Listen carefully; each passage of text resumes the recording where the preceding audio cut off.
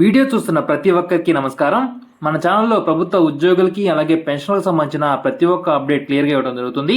మన ఛానల్ని ఇంకా సబ్స్క్రైబ్ చేసుకుని వాళ్ళు చూస్తుంటే తప్పకుండా సబ్స్క్రైబ్ చేసుకొని ఫాలో అవుతామండి.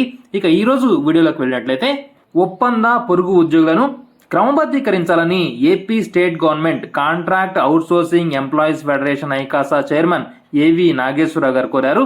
ఈ మేరకు సంఘం ఆధ్వర్యంలో ఆదివారం జీవీఎంసీ గాంధీ విగ్రహం వద్ద మహాగర్జన పేరుతో సభ నిర్వహించారు.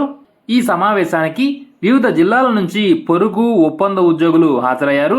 నాగేశ్వరరావు గారు మాట్లాడుతూ 10,177 మంది ఒప్పంద ఉద్యోగులను క్రమబద్ధీకరించడానికి ప్రభుత్వం ఉత్తర్వులు జారీ చేసిందని, అయితే ఇంతవరకు నియామక పత్రాలు అందజేయలేదన్నారు. ప్రతి ఒప్పంద పొరుగు సేవల ఉద్యోగికి డిఏ, పిఎఫ్, ఈఎస్ఐ సౌకర్యం కల్పించాలని, సంక్షేమ పథకాలు, ఆరోగ్య బీమా వర్తింపజేయాలని కోరారు. ఉద్యోగ విరమణ చేసిన వారికి ప్రభుత్వ ఉద్యోగుల నిధులు ఇవ్వాలన్నారు.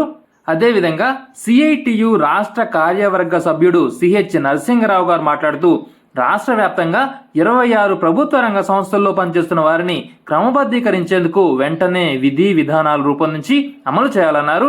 ఐకాసా రాష్ట్ర అధ్యక్షుడు కాంతారావు గారు మాట్లాడుతూ, తమకు సీఎం జగన్మోహన్ రెడ్డి గారు ఇచ్చిన హామీలను తక్షణమే అమలు చేయాలని డిమాండ్ చేశారు. ఇది ఈ రోజు అప్డేట్. ఇలాంటి మరిన్ని లేటెస్ట్ అప్డేట్స్ కోసం మన ఛానల్ని సబ్స్క్రైబ్ చేసుకోవడం మాత్రం మర్చిపోకండి. Keep watching for more updates. Thanks for watching this video.